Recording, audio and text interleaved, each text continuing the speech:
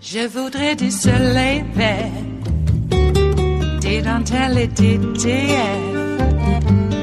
des photos de bord de mer, dans mon jardin d'hiver. Je voudrais de la lumière, comme en Nouvelle-Angleterre. Je veux changer d'atmosphère, dans mon jardin d'hiver.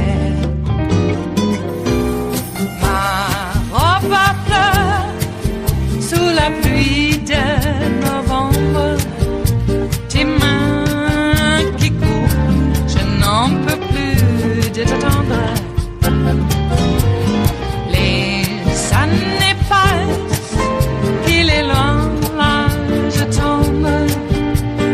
Nul ne peut nous entendre. Je voudrais du Fred Astaire, revoir un latte. As the year ends, you may have noticed we've been looking at several different important stories of the year. The next one is political. This is one of the most impactful political stories, and it's the blue wave that is returning the Speaker's gavel to Nancy Pelosi. Now, this is a story that many D.C. pundits missed by fixating on predictions or overreacting to Trump. But now that the ballots have all been counted, we know the Dems won a record-breaking 40 seats with an 8-point national margin. You're looking at the Dems' largest wave in 40 years, a wave that you may recall was often obscured by pundits on election night. Tonight, there was some hope that the Democrats would have a wave election. It's not going to be a wave election. But I have to say, when you look at what's going on here tonight, this is not a blue wave. This is not a wave that is knocking out all sorts of Republican incumbents. The Democrats are running about where they hoped to if they were going to pick up 30 seats, but not where they were hoping if they're going to pick up 35 or 40. This is heartbreaking, though. It's heartbreaking. Not a blue wave, but it's still a blue war. With regard to the blue wave, I feel more like I got purple rain. Ha ha ha. Except that wasn't true. It wasn't very purple. The blue wave delivered 40 seats for Dems. Now, to be fair, one of the news outlets you just saw has updated its analysis. But I have to say, when you look at what's going on here tonight, this is not a blue wave. This is not a wave that is knocking out all sorts of Republican incumbents.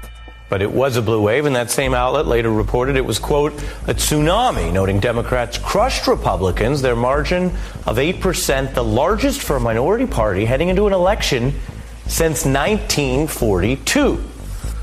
This wave, or tsunami, is not only reshaping Congress, it reveals something vital about the American electorate.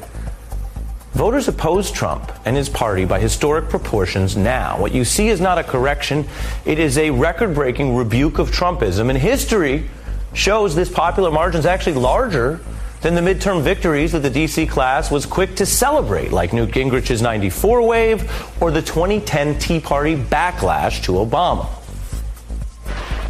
The Republican revolution of election 94 shook Capitol Hill like an earthquake today. Indeed, the House is Republican, the Senate is Republican, the majority of governorships now Republican, the nation right now, it would seem, is Republican. This is a wake-up call to President Obama that they view this as the voters speaking and a rejection in what they're doing for the past 20 months. That was the D.C. conventional wisdom about the red waves those years. So let's look at it. Here you can see the GOP margins for those midterms. And here is the 2018 Democratic edge in the midterms, larger than both of them, topping 8% nationwide, larger than any Democratic pickup since Nixon's criminal presidency. Those are the electoral facts this year. If you feel like you haven't heard much about this, that may be because so many pundits were on the wrong side of the wave. It can be uncomfortable to lean into a story that involves fact-checking yourself, though some have done so, including CNN's Van Jones, who we showed earlier. Now, two, there are others who simply overreact to Trump. They let him hijack headlines, as one analyst discussed in recent news in a segment that was about how the blue wave was bigger than pundits realize on election night. Did the news media underappreciate the strength of the blue wave in the House on Tuesday night? 5 days later, it sure looks that way. Trump, again on Wednesday, quickly changed the narrative. Listen, I was in my editor's office Wednesday afternoon pitching a Thursday morning online, Sunday print piece analyzing the role of political TV advertising in the governor's race in Maryland. And people were sticking their heads in going, Zerwick, you got to see this press conference. Trump is totally off the rails. You know, halfway through my pitch, I said, forget it. I'm writing about the press conference. There'll always be another press conference, another feud, another tweet. But there's only one election every other year. There's only one chance to hear the voters in a midterm during each presidential term in office. So it's pretty important to make sure we know what voters just said this year. They voted against Trump by a record-breaking margin in 2018, an even wider margin than they did in 2016 when more people chose Trump's opponent, but he won the Electoral College. So what are we to make of this here at the end of the year? There's a lot of talk about Americans being divided in the Trump era. And that's true, but it's only part of the story. The larger electoral reality is that from the moment Trump entered office, more Americans opposed him than backed him. He assumed the presidency within our constitutional rules, but not with a majority mandate or a whole lot of legitimacy. And faced with a resistance that is larger than his base, Trump then led his party into this crushing midterm defeat last month. So this resistance is now even larger, and the GOP base looks to be smaller. That is a huge story for this year and next. Call it a tsunami story if you want. It's pretty important, even if the pundits never saw it coming. It is Friday, the 28th of December of 2018, and you are in West Coast Cookbook and Speakeasy. I am your chef de cuisine, Justice Putnam, and our daily special is Blue Moon Spirits Fridays. This is the day that we gird ourselves for the really busy weekend ahead. I am so old. I remember when the weekends were pretty much days of rest, or at least mirth. Now it's just another deluge of bad things to come for the next week. We're humans. We can survive this. We really, I must remind folks, survived really a lot worse. Okay? At least now we know exactly what we're up against. Back in the day, some of these things were a little new. Really, a lot of people weren't quite aware of what was going on. Not only because of technology and the lack of information being able to round the globe in mere seconds. Not only that, but just really the idea of this kind of authoritarianism was new. The terms that we banter about so casually they were invented for the dynamic that the world was experiencing back in the day. And this is really what we're fighting. We're fighting fascism. We are Antifa. I guess we're Antifa thugs. Which also brings to mind the oldest World War II vet, 112 years old, passed away yesterday. 112. And there's not too many of them left. Boy, they were thugs. Kicked the Nazis' ass up and down all over Europe. And apparently, they are now the enemy of the state. And I guess maybe there's some that are glad that they're going. Goodbye. On the other hand, there's this rumor of the military siding with Trump. Because we saw the MAGA hatters at Ramstein and there in Iraq when he went and signed the hats. As an aside, as one of the last lies that Sarah had to give everybody on her way out is that the troops actually had the MAGA hats themselves. So they just happened to bring them to a secret meeting of the president to have signed. They didn't know that they were going to be meeting the president until he came in the room because it was so secret. But they just happened to have them. Okay. So that's maybe a little bit frightening in one way. In another way, it just maybe reveals a lie that Trump brought the merchandise because it was all a photo op and a campaign event.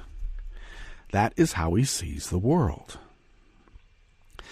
I just want to mention a little bit more on this conduct unbecoming an officer with our military there. Because of that spectacle, there's some people that believe, wow, the military is just rife with Trump lovers, and that's not good. It really isn't. Okay, in some ways. I'll balance this out in just a bit here, but numbers actually show that his support among the military has dropped precipitously, and not since the Syria pullout either. Just generally, because the guy, he doesn't really seem like an American. And those who actually believe in a code of honor. Now, I got to say, not everybody who's in the military believes in a code of honor. All right? They've been whipped into shape, for sure. They've been brainwashed to a degree. But, the idea of honor and code is still a little bit tribal, shall we say. But those who really do believe in a code of honor would not have made or let themselves be allowed to be part of that campaign photo op. Now, we do have many, many, many news items and videos of when Obama met the troops, and they loved him. Is that bad?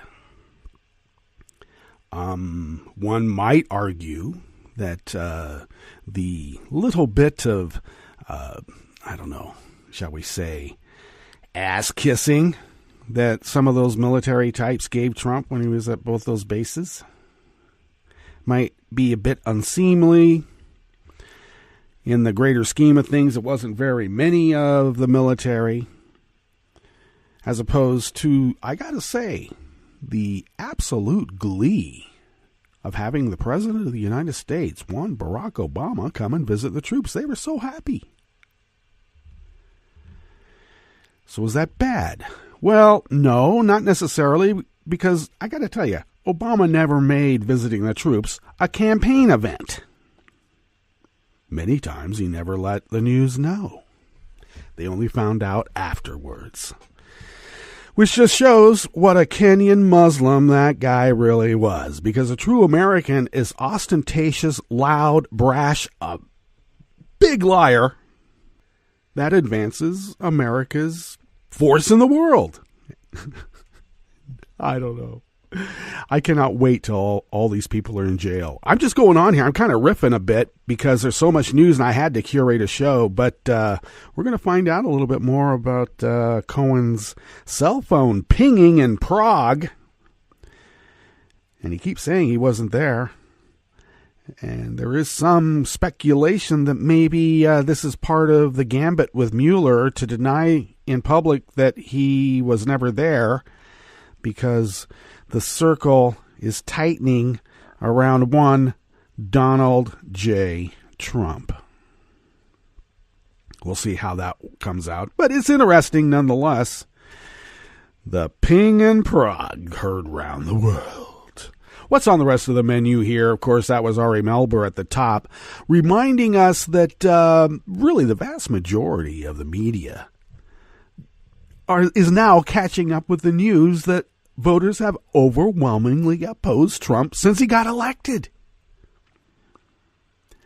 Let's not forget, he lost the popular vote, won by electoral vote, of course, but never has he been able to garner any kind of favorability.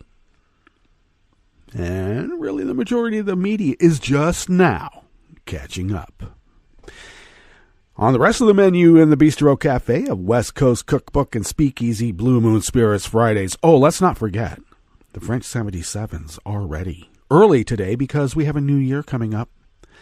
And why? Because we are all Nighthawks. in the diner of life. Well, the U.S. government is using the art of the deal to advise federal workers on how to avoid creditors amid the shutdown. Hey, if you're low on money, why not, let the king of debt advise you? Well, it wouldn't really be the king of debt. It would be a ghostwriter. But from the soul of the king of debt, you would get some pretty good advice. It seems to have worked for him. I don't know if suing the creditor will actually work necessarily, but that's in the strategy. You'll see. Hey, those Trump-loving Mercers, yeah, them. Their political network is in tatters after backing a series of right-wing losers. On the other hand, whether anybody was elected to office, they're still right-wing losers, in this reporter's opinion. And Kirstjen Nielsen actually tried to blame open borders for the deaths of kids in her agency's care. Open borders. I don't know, that's sort of like Benghazi. And it rolls off the tongue easily for them. After the break, we then move to the chef's table, where it is time to remove state vaccination exemption clauses. Yes, it is time. Vaccinate your kids, people. Come on. And Blackwater has an ominous message that portends a new Trump era of privatized warfare. Yeah, they have a slogan that says, "We're coming." Yes, and we're ready for you, buddy.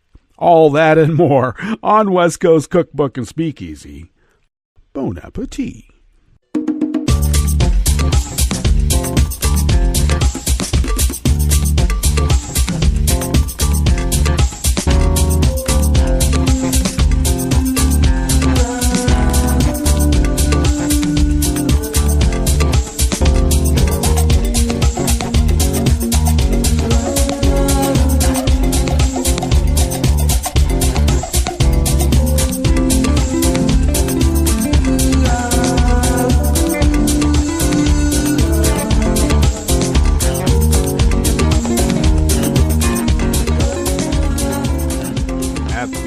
Of our homepage at netrootsradio.com. To the right-ish of the page is the chat room link, monitored by Kelly Lincoln, and do check out her shows on Saturday.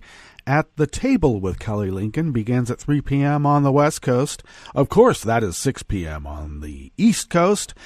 And later on, she teams up with Ricky May for the Roundtable Roundhouse Power Hour, beginning at 9 p.m. West, midnight East Coast for a power hour. And speaking of power hours, what was up with Con Ed? Huh?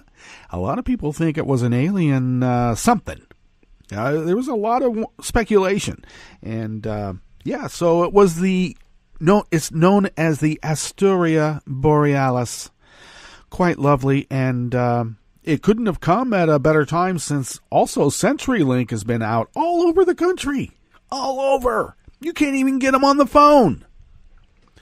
So we could be attacked by aliens from outer space, or maybe aliens from Kiev. You never know. Or it could have just been, regular American ingenuity gone wrong. It could just have been that. Hey, also, you can follow...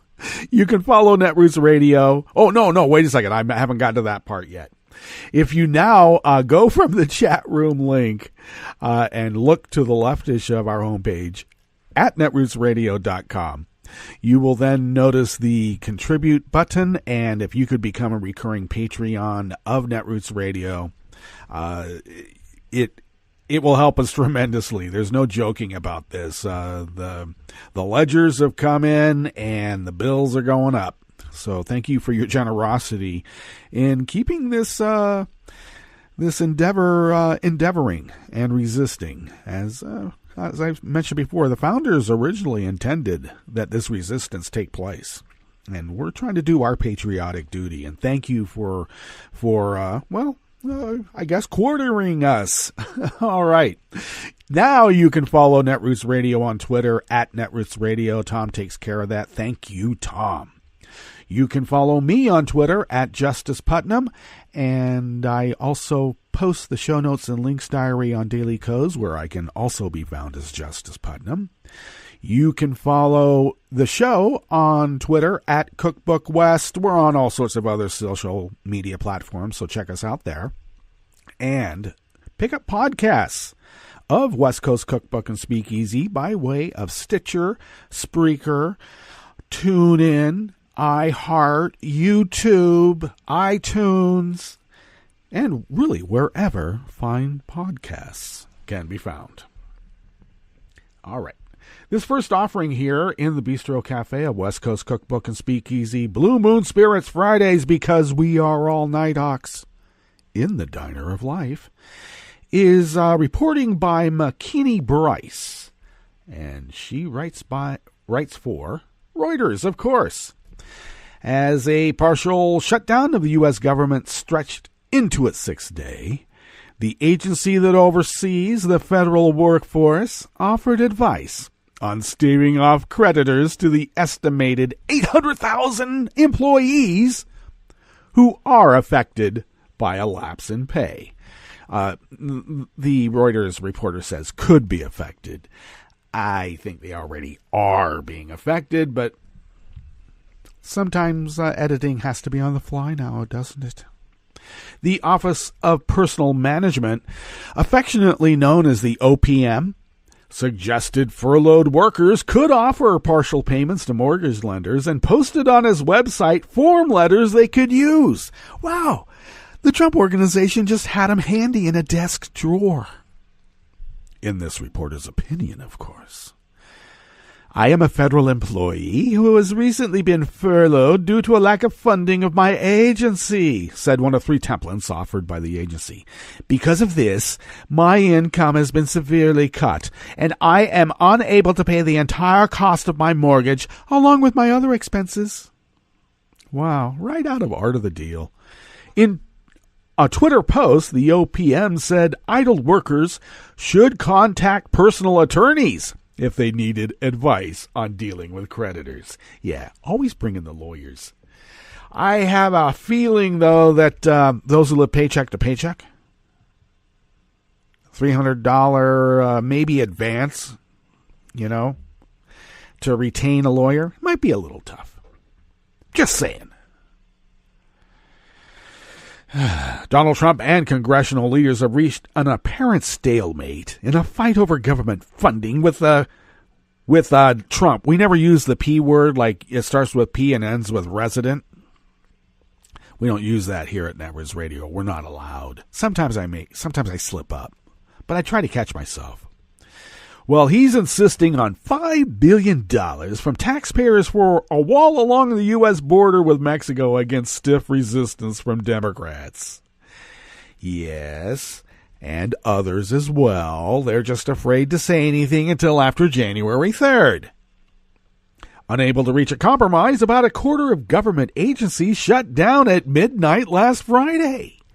Trump has said he will wait to reopen the government for however long it takes to receive the funding for the wall, and Democrats sound willing to wait until they claim control of the House of Reps on January 3rd. Well, it's only, it's less than a week now.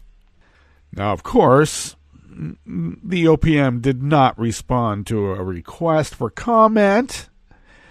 An email from the office did read, due to a lapse of appropriations, OPM responses to incoming media requests may be delayed. Wow, another template.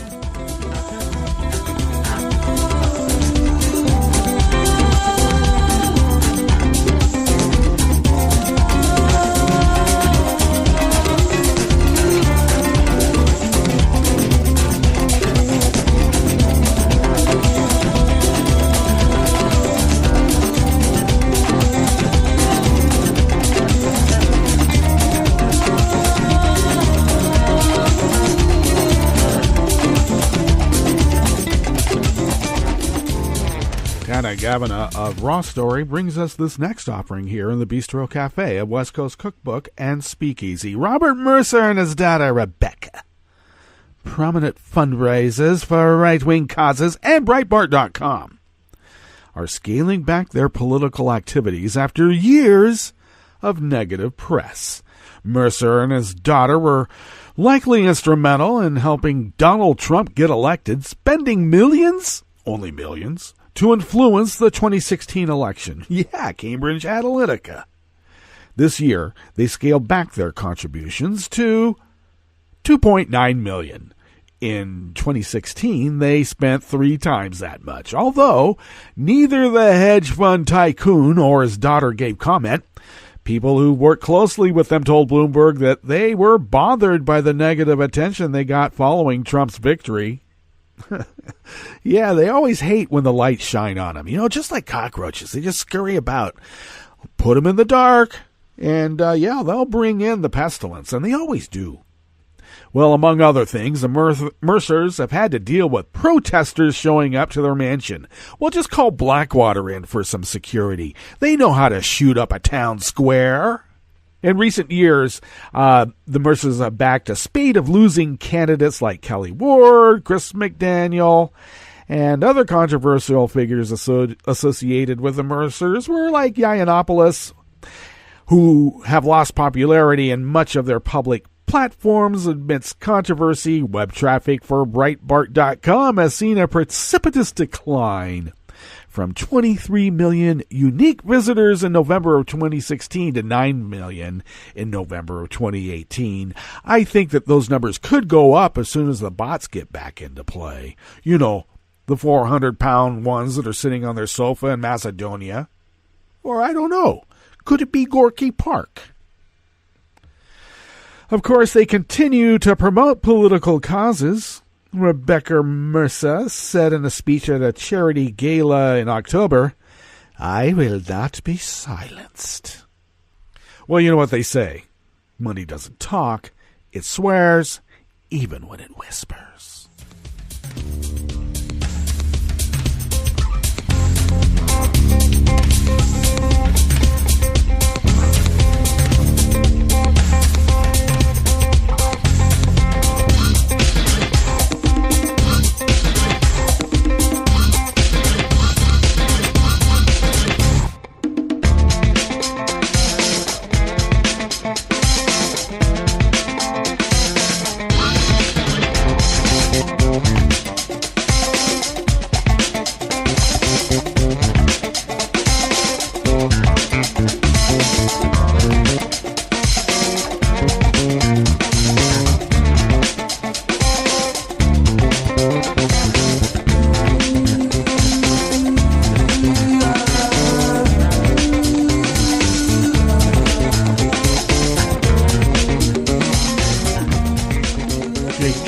Common Dreams brings us this final offering here in the Bistro Cafe at West Coast Cookbook and Speakeasy, Blue Moon Spirits Fridays.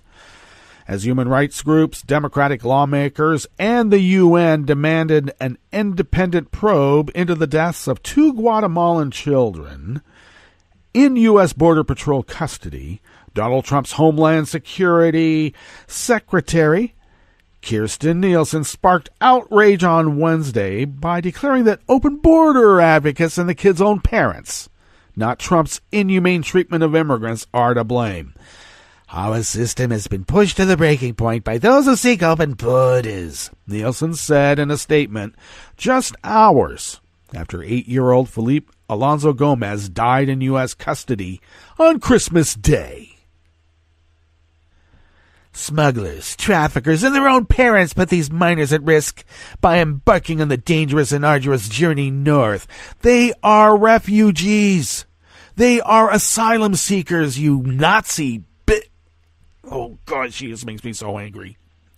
Nielsen, who signed off on the Trump administration's internationally condemned family separation policy, was immediately denounced for attempting to deflect attention and blame away from the White House's anti-immigrant agenda. Well, in a statement on Wednesday, the National Nurses United pinned the deaths of the 2 young children on Trump's treatment of asylum seekers fleeing violence and persecution as criminals. Nurses whose life work is to protect and heal are appalled at the lack of humane treatment by vulnerable children and their families who are seeking refuge and safety in the U.S., said Bonnie Castillo, RN, Executive Director of National Nurses United. Our government must stop treating these families and their children as criminals. The imagery of a migrant child dying on Christmas Day is especially disturbing. But we need a policy of caring and compassion every day. The only thing is that doesn't hasten the end of the world. Caring for people. The reason Trump is in place because of these people's belief it's the end of the world, and they're going to make every effort to make that true for them. So I don't know. Let's take it to Mount Etna. If they're so intent on having their world end by fire and brimstone, Mount Etna has been exploding quite violently here lately. They want fire and brimstone, drop them into the middle of Mount Etna, and they can rise to a heaven of their own belief.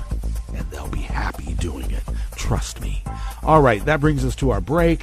Let's go to that break, and when we come back, we'll go through weather from around the world and finish up with the stories that we have curated for you today. You are listening to West Coast Cookbook and Speakeasy, and we will be right back. You are listening to netrootsradio.com. Please hang up and try again.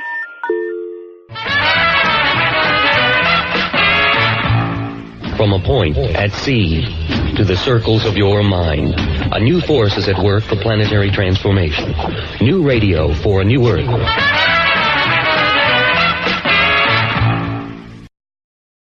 This is Take Two Movie Review. I'm Kim Lowe. This week, a royal bizarre love triangle. The Favorite is such a surreal, farcical tale that one could be excused for thinking that it is a work of fiction. However, it's actually drawn from true events, specifically from an obscure part of history when, in 1711, Britain's Queen Anne, the last of the Stuart monarchs, named Abigail Hill as keeper of the privy purse, thus replacing her successor, Sarah Churchill, as her favorite, both politically and personally. Despite its historical roots, The Favorite is very much a modern tale about women in power and the lengths to which they'll go to acquire and maintain it. It also shows how ephemeral power can be in such circumstances. No character embodies this aspect more than that of Abigail, played by a brilliant Emma Stone, who has recently seen a reversal of fortunes and has come to her cousin Sarah for help. Despite the kinship, Sarah has neither the desire nor the time to help, since she's preoccupied being the lover and confidant of Queen Anne. Anne is played by an almost certain to be nominated Olivia Colman and is at best a pathetic character.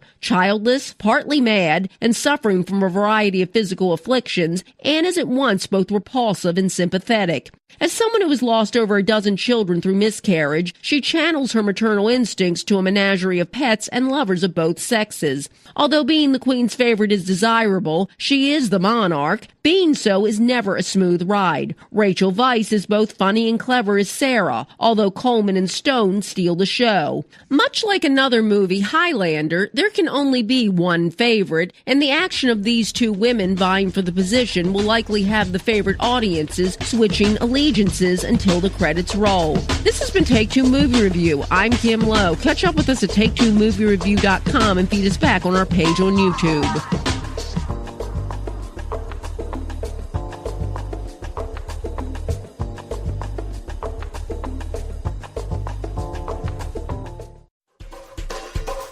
This is Scientific American's 60-Second Science. I'm Jason Goldman. One of the most impressive scenes in the world of birds is a peacock displaying its impressive iridescent feathers, technically known as its train. While the female peahen looks on, the peacock spreads his train out and ruffles it back and forth as the sun highlights the red, blue, and green within the feathers.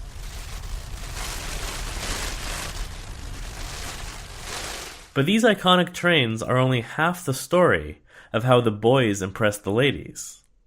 Both male and female peafowls sport crests on their heads, small feathers that stick straight up like a mohawk. The crest feathers that actually give the peacocks their Latin name. They're called pavo cristatus, the crested pheasant. And so I was intrigued by the fact that people didn't really know what the function of these crests were. Haverford College physicist Suzanne Cain. A biologist might see those feathers and assume they are visual signals, but as a physicist, Cain had a different idea. We were curious in my laboratory about whether the preferred vibrational properties of the crest feathers might, by any chance, agree with the preferred vibrational properties of this train rattling display that the males do. So Cain and her colleagues exposed crest feathers from preserved dead peafowl to simulated displays of male and female social behaviors, like wing shaking and train rattling. And so we were just gobsmacked to find out that, in fact, they did agree. What all that means is that the peafowl's head crests are specifically tuned to the vibrations produced by the train rattling of its own species. The crests thus act like a sort of special antenna, meant to pick up a single kind of sound. The findings are in the journal PLOS One. The researchers also point out that there are at least 35 other types of birds distributed across 10 taxonomic orders that have both head crests and displays with the vibration component. A lot of those kind of tactile aspects of displays are really not even very well described. University of British Columbia zoologist Roz Dakin, who worked with Cain on this study. There are species that dance and vibrate on perches, and the female is sharing the same perch as the male and feeling what's going on through parts of her body like her feet. There are species where birds rub feathers on each other. What we're suggesting here is that a sensory function of feathers in social displays may be more widespread than we appreciate right now. Seems that the females really do feel something about a particular peacock. Thanks for the minute. For Scientific American's 60-Second Science, I'm Jason Goldman.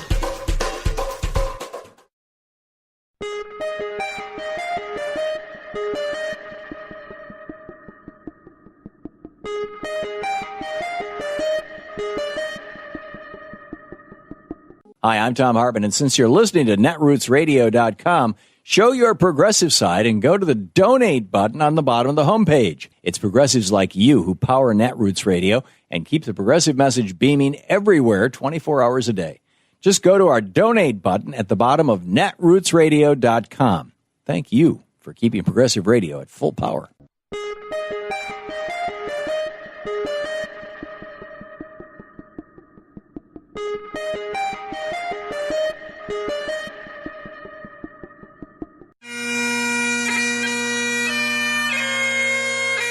What's an old lang syne anyway? Listen up. This matters. I'm Louis Black, and this is the Civil Liberties Minute with ACLU attorney Bill Newman. It's a song written in part by the Scottish poet Robert Burns in 1778 and set to the tune of a traditional Scottish folk song. AULD is Old English for old, lang is Old English for long, and syne is Scottish for since. So Auld Lang Syne translates literally as old, long since. A somewhat looser translation, long ago or days gone by. The Brits brought the song around the world as they colonized, and Canadian band leader Guy Lombardo popularized it in America by playing it every New Year's Eve beginning in 1929, first on the radio and later on television. As a matter of historical coincidence, shortly after Robert Burns wrote his poem, Americans wrote our Constitution with its guarantee of freedom of speech, a freedom that includes the right to write and read poetry and prose, and to sing and to compose and listen to music, and to create sculpture and paintings and plays and music and dance, and to express ourselves in 1,000 different ways. For the founders who long, long ago gave us freedom of speech, we lift a cup of kindness and days of Auld Lang Syne. The Civil Liberties Minute is made possible by the American Civil Liberties Union, because freedom can't defend itself. The news today, oh boy. It's time for Nicole Sandler's What's News from NicoleSandler.com and the Progressive Voices Network. The year 2018 is sputtering toward the finish line with the U.S. government in a partial shutdown. Both the House and Senate have canceled votes for the rest of the week, making it virtually certain that the government will remain closed until the next Congress takes over. Trump, who claims to be the world's best negotiator, Friday morning tweeted his latest salvo. We will be forced to close the southern border entirely if the obstructionist Democrats do not give us the money to finish the wall and also change the ridiculous immigration laws that our country is saddled with. Hard to believe there was a Congress and president who would approve. Nancy Pelosi will once again be Speaker as of January 3rd, and she plans to do one of three things to open the government again. Pass a full-year continuing resolution for the portion of the government that's shut. It would keep all government agencies at their current funding levels. Or she could pass a sixth bill package and a continuing resolution for Homeland Security until September. Or pass the stopgap bill that the Senate passed, which would fund the government through February 8th at current levels. Each of those options would result in Trump getting $1.3 billion for border security. No wall, not $1.6 billion, nothing. The Environmental Protection Agency is set to run out of money due to the shutdown. Acting EPA Administrator Andrew Wheeler told federal employees that the agency would begin shutdown procedures if negotiations over the spending bill remained at a standstill. Now that Trump has returned to U.S. soil from his first ever visit to the troops, he's facing accusations that he was playing politics with the military. We want to have strong borders in the United States. The Democrats don't want to let us have strong borders. You know, when you think about it, you're fighting for borders in other countries. And they don't want to fight the Democrats for the border of our country. Doesn't make a lot of sense. Presidential historian Michael Beschloss was disgusted. I thought it was obscene because, you know, just as you were saying, President goes to speak to Americans whose lives are in jeopardy, they're in harm's way. The tradition is that you keep it non-political. You try to unite the group. You try to say, I'm your commander-in-chief. I'm behind you. You do not talk politics. And for him to start talking about, you know, in a nasty way about Democrats and Nancy Pelosi and we've been played for suckers in the past, that's fine if he wants to say those things at a Trump rally at a stadium in the United States, because people go to a Trump rally voluntarily, and if they hear things they do not like, they can leave. These are young Americans, for the most part, who have chosen to serve their country. If the president says something that they privately disagree with, they don't have the right to jeer him or get up and leave the way that the rest of us do if we're here in the United States. I thought it was disgraceful. Not only did Trump turn his visit to the troops into a political rally, true to form, he also lied to them. No force in history has done more for the cause of justice and peace. I want each and every one of you to know that we will always protect those who protect us. You protect us. We are always going to protect you. And you just saw that because you just got one of the biggest pay raises you've ever received, unless you don't want it. Does anybody here? Is anybody here willing to give up the big pay raise you just got? Raise your hand, please. Oh, I don't see too many hands. Okay. Don't give it up. It's great. You know what? Nobody deserves it more. You haven't gotten one in more than 10 years. More than 10 years. And we got you a big one. I got you a big one. I got you a big one. They had plenty of people that came up. They said, you know, we could make it smaller. We could make it 3%. We could make it 2%. We could make it 4%. I said, no. Make it 10%. Make it more than 10%. Because it's been a long time. It's been more than 10 years. Been more than 10 years. That's a long time. And, you know, you really put yourselves out there. You put your lives out there. So congratulations. Finally, the media is starting to call him out for his lies. Here's MSNBC's Katie Tour reacting to that clip. God, he is just full of it. That none of that is true. For 2019, they're getting a 2.6% raise, not a 10% raise. It is not the first pay raise in 10 years. There's been a pay raise every year in the past 10 years. In fact, the biggest one was in 2010. It was a 3.4% raise. McClatchy, the news organization who reported back in April that Robert Mueller had obtained evidence that Michael Cohen traveled to Prague in August or September of 2016, is back with another related blockbuster. Now they're reporting how that information was gleaned, saying that a mobile phone traced to Cohen briefly sent signals ricocheting off cell towers in the Prague area in late summer 2016, leaving an electronic record to support claims made in the now infamous Steele dossier that Cohen met secretly there with Russian officials. Cohen denied the charges just hours after the story was published, tweeting, quote, "I hear Prague, Czech Republic, is beautiful in the summertime. I wouldn't know as I have never been. Hashtag Mueller knows everything." And that's the final edition of What's News for 2018. I'm Nicole Sandler of The Nicole Sandler Show, wishing you and your family a very happy, healthy, joyous new year that brings us the end of the Trump administration. Thanks for listening. From UN headquarters in New York, I'm Luke Vargas with your World in 2 Minutes. This holiday season, we asked friends of the show to share some positive developments from 2018 that didn't get enough attention. Jeff Thale is the Vice President for Programs at the Washington Office on Latin America and says long overdue justice could finally be served for a brutal massacre in El Salvador in the early 1980s. Early in the Salvadoran Civil War in 1981, the Salvadoran army, as part of a brutal campaign supported by the United States, massacred more than 1,000 civilians, mostly women and children, in the village of El Mozote in northern El Salvador. It took months for the story to come out, and in the context of the war, no one was ever punished for this. In the early 90s, a lawyer brought a case against the soldiers and generals believed responsible for the massacre, but lawmakers stepped in and passed an amnesty law that halted any investigations of crimes from the country's civil war. Finally, in 2019, El Salvador's Supreme Court overturned that amnesty bill, and the same lawyer filed his case again. He found a judge to take the case. And that's a bold thing to do in a country like El Salvador, where the rule of law is not very strong and where the military continues to have a lot of authority. That trial is expected to move forward in 2019, and a lot could ride on what comes next. El Salvador is one of the countries in the Northern Triangle that people are leaving like crazy, individually and in caravans. Poverty is clearly a big piece of that. But a big piece of that is a country where violence runs amok and the police and the courts don't work. And this case is one of the cases that can help move forward the rule of law and a belief that actually you might be safe from crime or obtain justice in your own country. It's a part of this whole debate about what will create the conditions under which people want to stay in their own countries and don't feel compelled to leave. And that's clearly a hot topic in the U.S. today. That's all for today. Tune in tomorrow as we continue our look back on 2018. I'm Luke Vargas at the United Nations.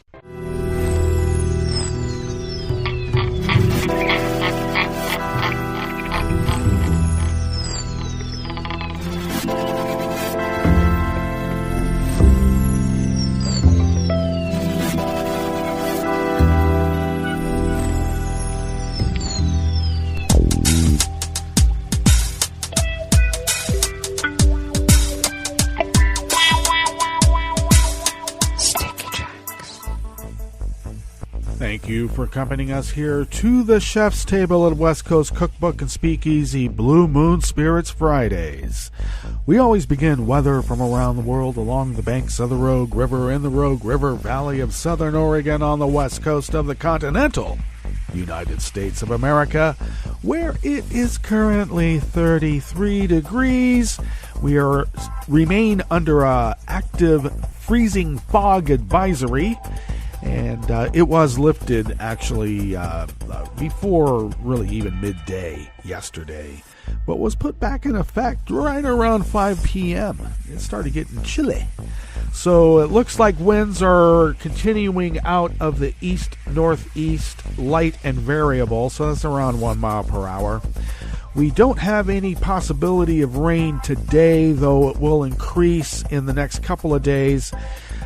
Very small chances of precipitation, but we are looking at showers. Another pretty good front coming in the day after New Year's Day, maybe Wednesday, Thursday, somewhere around there. But it looks like we'll have relatively clear weather, except for the fact we're freezing. So there is that. We're going to be nearly the same in temperature, about mid-40s.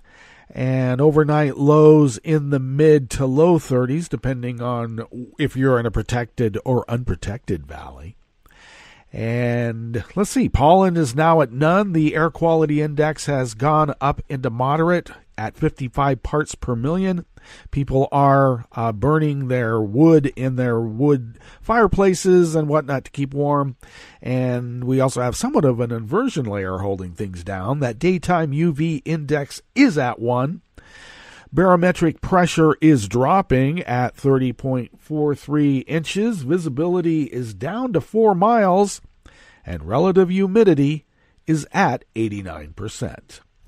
Weather from around the world is brought to you by people's personal weather stations that they purchased. These people planted these purchased personal weather stations somewhere on their property, and these people positively live around the world.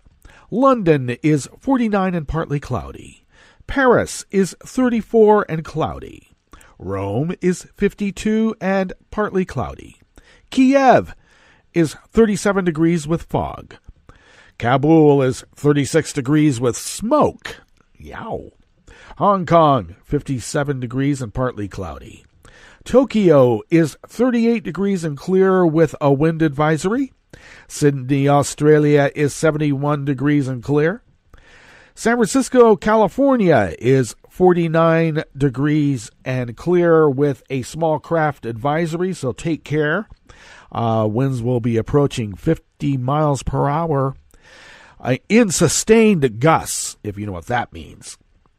And New York, New York is 52 degrees with rain, gusts out of the north, and you are going to be a little bit warmer today than yesterday, but you're under a flood watch. So take care, batten the hatches, button up that top button, hang on to your hats, and stay warm. And that is weather from around the world, brought to you by people's personal weather stations that they purchased. These people planted these purchased personal weather stations somewhere on their property, and these people positively live around the world.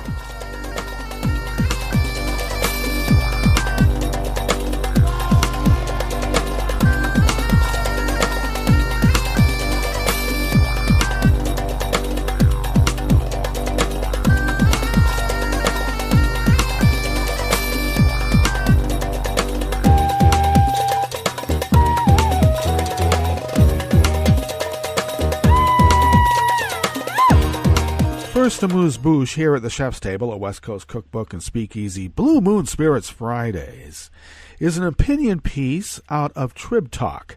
Now, studies have shown that states with lenient vaccination laws often have higher non-medical exemption rates and disease rates. Imagine your child in the intensive care unit, sedated and on life support. You brought them to the emergency room with a fever and watched as their lungs faltered, the war being waged inside their tiny little body. They are now attached to a ventilator that breathes for them, and a machine is delivering oxygen to their blood outside of their body. Your child is alive thanks to the unbelievable power of modern medicine, but fighting for their life, your child has the flu. Stories like these are becoming a common occurrence, especially at the peak of the flu season. During my career as a registered nurse in a large academic medical center, I have had the displeasure of watching the influenza virus ravage even the healthiest of individuals. It is merciless and indiscriminate. It is also largely preventable. Yet recent data suggests parents of school-age kids in Texas are opting out of vaccinations, including the flu vaccine, at alarming rates. Texas, along with 16 other states, allow parents of school-age children to opt out of required school vaccinations on the basis of conscience. This cause has allowed for a recent explosion in the number of vaccine exemptions. In virtually every school district within and around Austin, the vaccine exemption rate has risen. Nearly 50% of students attending Austin Waldorf School, a staggering statistic, went unvaccinated this past school year. Let me remind folks what the idea of vaccinating is that you lessen the amount of people who can pass the disease to other people. It's called the herd strategy. The more of the herd that is vaccinated, the less chance the bug has to jump onto somebody and then on to somebody else and kill them. Local clinics and hospitals can become overwhelmed with treating preventable illnesses during peak seasons, which can lead to delays and increased health care expenditures and in care. In addition, herd immunity, that's just what I was speaking about, can become unpredictable with an increase in opt-outs, putting the most vulnerable among the community at greater risk. Now, there would likely be a decline in the rate of children contracting and dying from preventable infectious diseases, such as flu, measles, and pertussis. Hospital admission rates related to these illnesses would in turn decrease. So, parents, with the flu season upon us, I implore you to vaccinate your children. The lives of our kids are invaluable. Without this life-saving preventative medicine, the next victim of this unforgiving killer could be yours.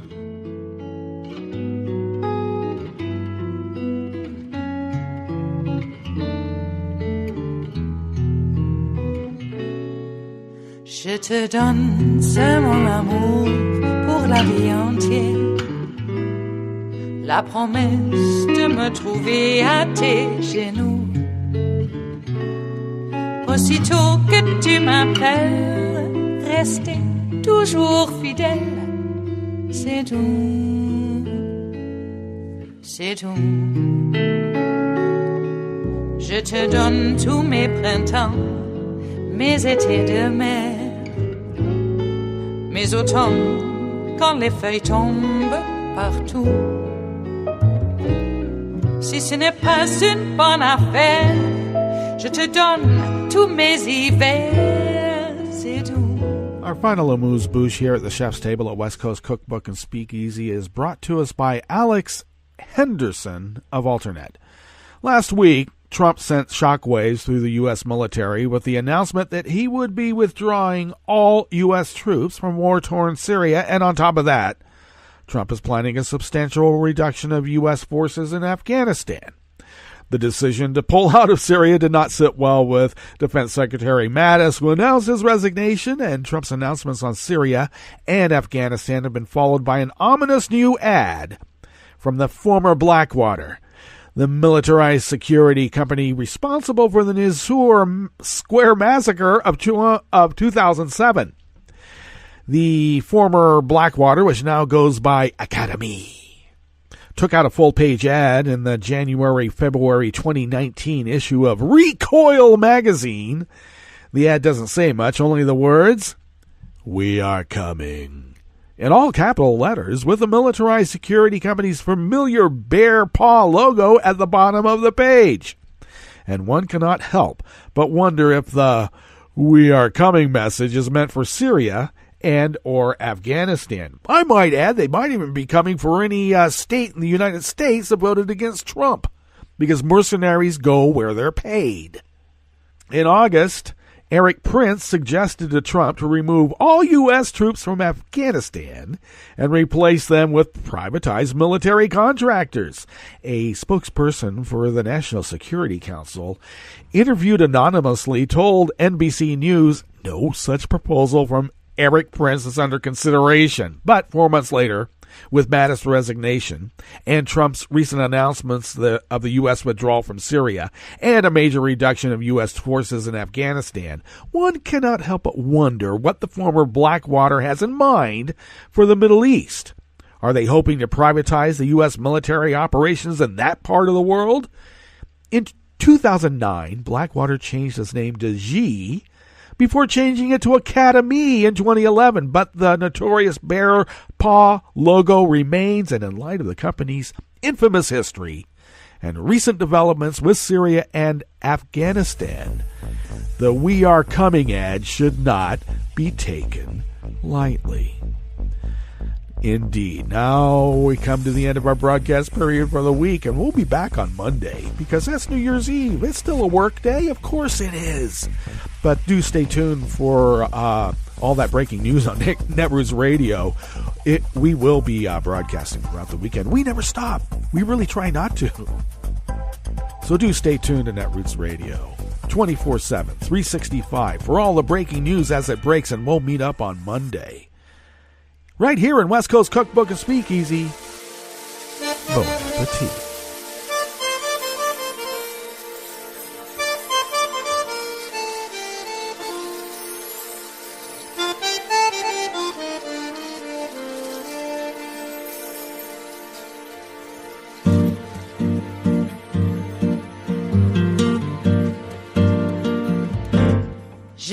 voudrais du soleil vert, des dentelles et des théières, des photos de bord de mer, dans mon jardin d'hiver. Je voudrais de la lumière, comme en Nouvelle-Angleterre. Je veux changer d'atmosphère, dans mon jardin d'hiver. Ma robe à fleurs, sous la pluie de novembre, tes mains qui courent, je n'en peux plus de t'attendre. Les années passent, qu'il est loin, là je tombe. Nul ne peut nous entendre. Je voudrais du Fred Astaire, revoir un latte Goer. Je voudrais toujours te plaire, dans mon jardin d'hiver. Je veux déjeuner par terre, comme au long de golfe clair, t'embrasser les yeux ouverts, dans mon jardin d'hiver. Ma robe à fleurs, sous la pluie de novembre, tes mains qui courent, je n'en peux plus de t'attendre.